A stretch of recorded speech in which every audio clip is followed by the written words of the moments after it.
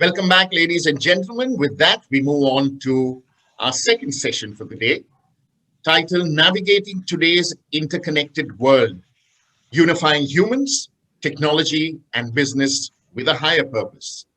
And it's an honor and privilege to welcome and introduce Vipul Khanna, Managing Director and Chief Executive Officer, First Source. Vipul, the floor is all yours. Great. Thank you, Ivan. Morning, everyone. Great to be here talking to you about BPO. Um, it's a busy session. I looked through the agenda. A lot of my industry colleagues are covering sort of a lot of important topics which are functionally rich, technical topics. We'll talk digital, we'll talk automation, reskilling, and stuff, which are all absolutely at the core of our business. What I thought is I'll step back and talk a little bit about a more subtle, a more abstract, and yet a very profound movement going on what is the expectation from business, right? As we evolve as a society, right, driven by all globalization, technology, and other factors. What do consumers, investors, employees expect from businesses, right? Common citizens expect from businesses. So I want to kind of just thread that and bring that a little bit step back and talk about that higher purpose in the context of business, and then drill it down a little bit to BPO. So let me first start with sort of talking about what's going on in the world, um, in this interconnected world. Enough has been said about COVID. Clearly, it has spread to every possible corner of the world, right? There isn't a nation, there isn't an island left where this hasn't kind of reached. And it has shown the physical interconnectedness of our world. On a lighter note, you must have seen in CNN last week, there was a report about these four volunteers who had gone for research on a very remote Hawaii island in February.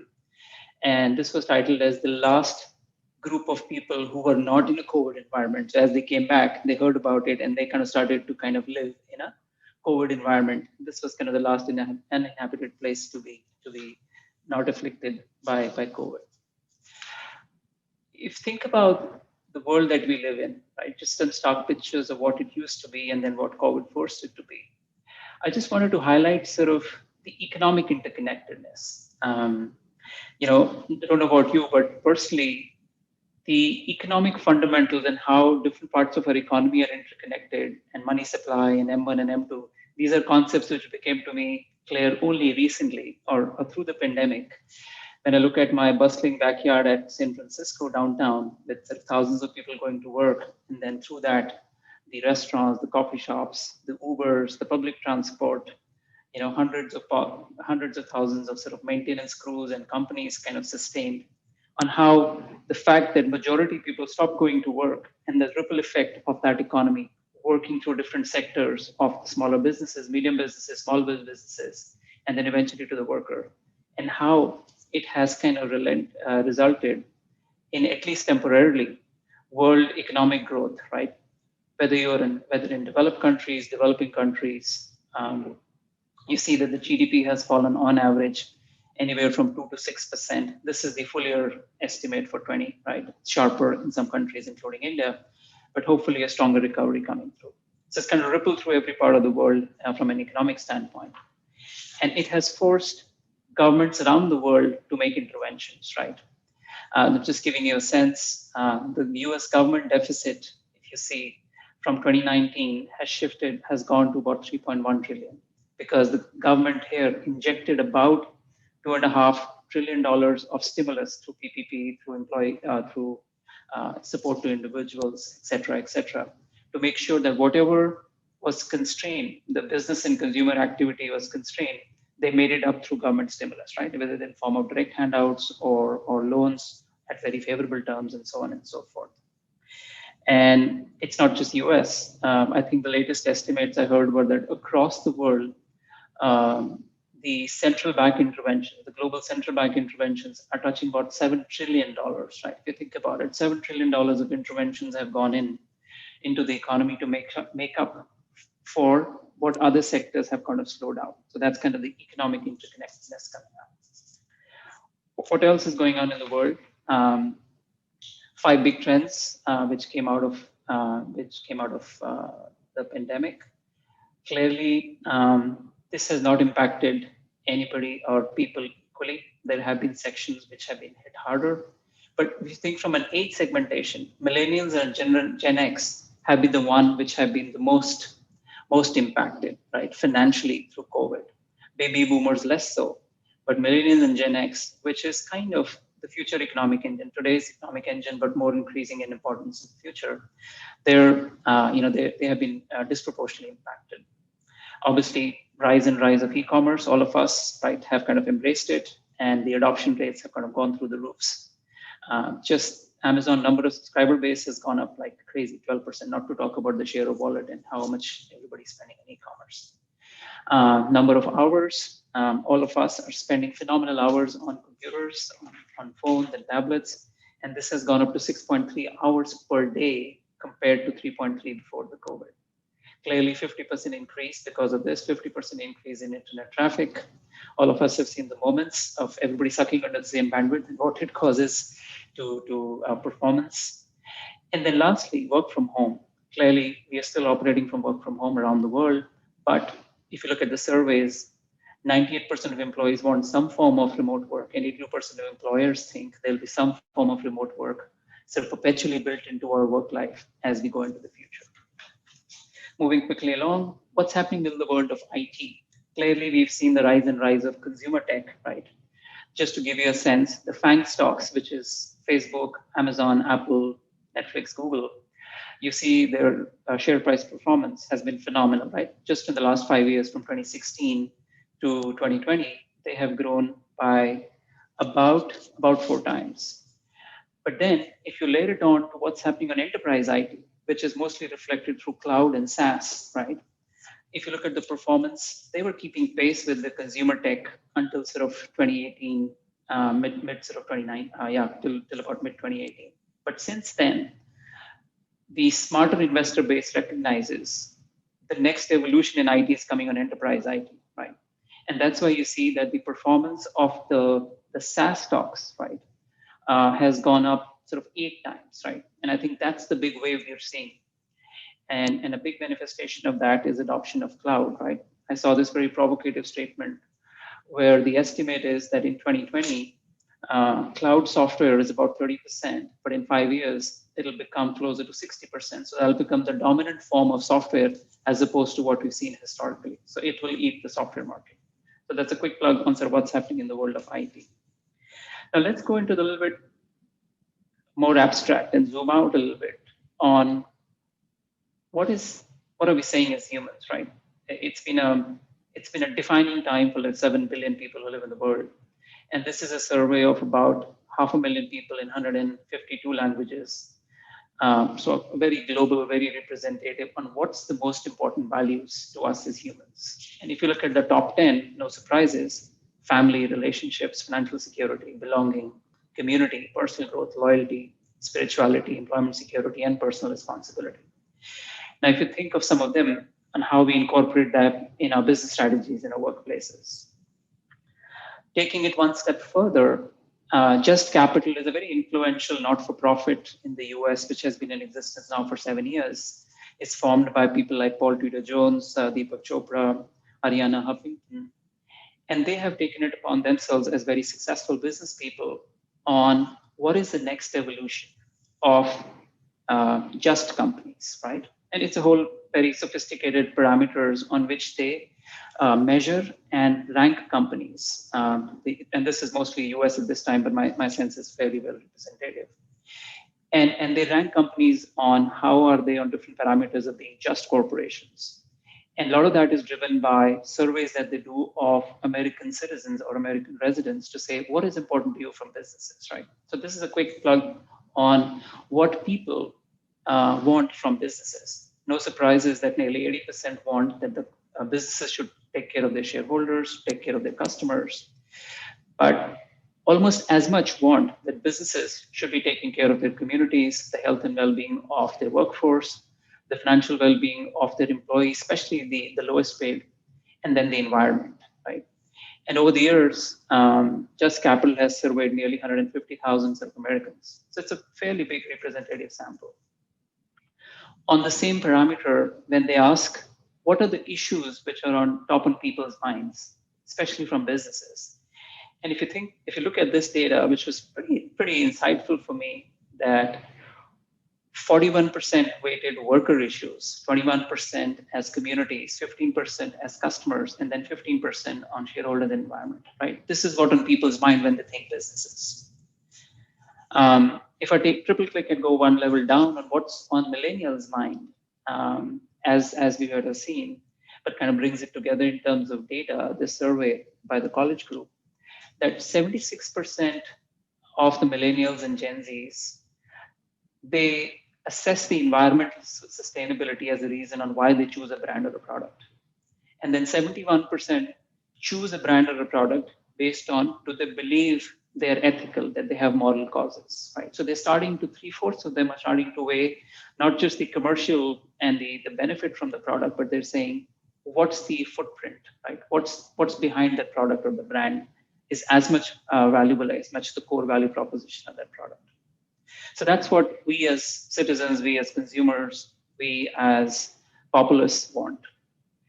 Let me take a dimension of what investors are saying, right? In his annual letter, Larry Fink, who's the CEO of BlackRock, world's largest money manager, they manage $7 trillion. So they have stakes in every possible company in the world and a very reasonably influential voice onto the shareholders, to the CEOs and leaderships of those companies. And he wrote in his annual letter that climate change has become the defining factor in companies' long-term prospects, right?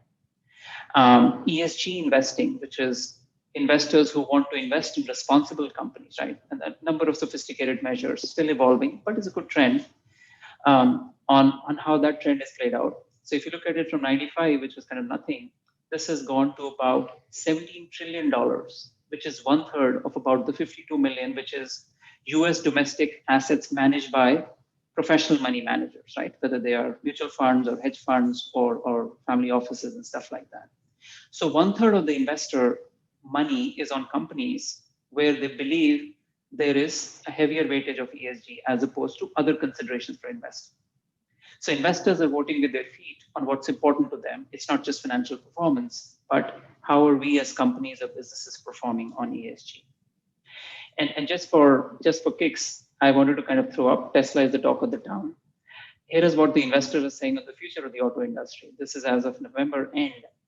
Tesla's valuation of $538 billion is greater than the valuation combined of all other auto companies. So the future of auto industry is electric, and that's what investors are saying. That's why a car maker with sort of 500,000, maybe 1 million car capacity compared to all others who produce, I don't know, something like 40 million cars or vehicles, that's a valuation. And so on and so forth, you see in oil and stuff like that. So consumers want it, investors are saying it. And I think businesses are noticing, right? Businesses have always noticed, but I think it's kind of becoming more center stage on how value and purpose become the unifying theme for businesses. Take Business Roundtable. The US Business Roundtable represents the top American corporations. It's usually chaired by top 5 Fortune CEOs. Since 1997, its charter has mostly been around shareholder primacy, right? That shareholders are at the center of the Milton Friedman theory of shareholders. You do well for shareholders, everything else follows. But recognizing on how society is involved and what the society expects, if you look at the charter, which was released last year by the Business Roundtable, and currently it's headed by Jamie Dimon, the CEO of JP Morgan, besides customers and shareholders, and the two edges, look at the middle, they've added investing in employees, dealing fairly and ethically with our suppliers, and supporting the communities in which we work, right? So they've said, this is the purpose for which we work. And it has to go beyond just lip service and beyond just sort of the fringe stuff, right? And once that is recognized and laid out by the bigger corporation, then it permeates through sort of the business sizes. And finally, when you look at individual company actions, Danone, which is a French consumer goods giant, They have set themselves a roadmap to become a public benefit corporation by 2025, which means that it's a specific entity which, besides sort of its core commercial goal, also wants to put in its charter a societal goal. Right? If you look at Pepsi, they have said in their core purpose that integrating purpose into our business strategy and brands whilst doing even more for our planet and people. Right? Similarly, our favorite beer company, right? How can we not talk about beer? AB InBev, which is the world's largest beer maker, they said that 100% of our communities in high stress areas will have measurably improved water availability and quality, right? Because they draw water, they want to make sure that they are replenishing that water in every community, and they operate in like 100 countries. And beer is very local, right? You don't ship beer from different places. So I'm sure it's brewed in like, I don't know, multiple states or every state, even in India. And they're saying in every community, I want to be net neutral. So consumer goods companies who have a very direct connection, B2C, with their consumers, they recognize what's in consumers' mind and they're changing their core purpose and bringing sort of planet resource sustainability. Petroleum companies, British Petroleum had a new CEO late last year or early this year. And he came out with the statement that being an oil company, right, no less, they will by 2050 become net carbon zero. Imagine an energy company, which is the biggest impact in terms of carbon footprint, is saying they'll become net zero in 2050. So all this, I want to bring together what does it mean for BPO, right, or BPM, our industry. I've been lucky to be part of this industry since 1995. And what Keshav mentioned about the American Express story, if you say behind my back, I have a I have an American Express card because I was part of that launch team which launched the first American Express green card way back whenever in 94, 95, I think. Um, Now, BPO or BPM industry is a world-class industry. We are the world leaders. We set the tone on how operations needs to be done. Um, we have made difference to millions of people directly and indirectly in every geography where this industry is operated, whether it's in India or otherwise, right? It's made a difference to skilling, it's made a difference to local communities, and overall to the economies of every country, right, where this industry operates. And we've done a fair share for sort of from a standpoint of the communities that we operate. Now, where do we go from here? There is lots to be said and lots to be done on our strategies: digital automation, people reskilling, analytics, platform-based services, using AI, using AIT, using 5G and stuff like that. A lot needs to be done there and has to be done. That's the core purpose of our business. My submission is that we need to think about what's our next base camp as far as social accountability, as far as purpose or ESG, call what you may. What is our next base camp on that? And my submission is that we need to bring this as the center. As much as we have strategy, this becomes an integral part of our planning and thinking, and not something which is kind of a little bit onto the side.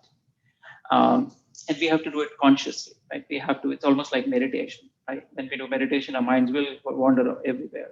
But at least the fact that I've sat down and kind of I'm doing it is a good acknowledgement that this is now center in terms of what's my purpose and what is the societal impact that I want to have. So in the context of a BPM industry, I will submit to you that B2C companies, as I mentioned earlier, they found their calling through resources, right, on less resources. Oil companies are talking about carbon footprint. Auto companies are kind of talking about that.